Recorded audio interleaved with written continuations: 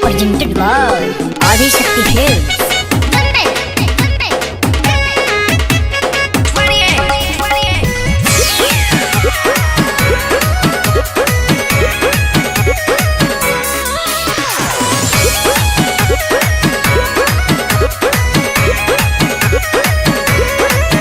रउआ बाली बंगाल से ले आवे के बाद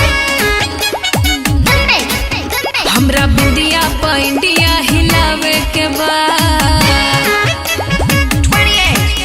रउआ बाली बंगाल से ले आवे के बाद हमरा बिंदिया पैंडिया हिलावे के बाद रेट होके जवना के खूबे बढ़ चढ़ के हथवा के चूड़ी सैया चाही चंडीगढ़ के जदी लेके नहीं आई बता करब झगड़ा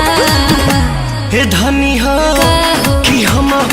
ले ले आइब राजस्थानी घाघरा हिलई हो पेन के दिलिया घरा सचो भैया ले ले आओ राजस्थानी घाघरा हिलई हे भौजी दिलिया घरा। तू लोग तो छुपे रहलो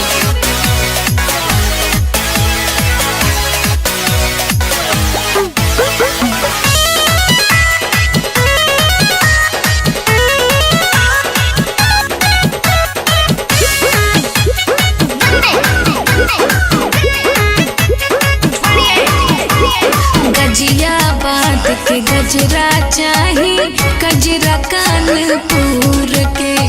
पैजनिया पटना के चाही चलूंगी दहिया तूर के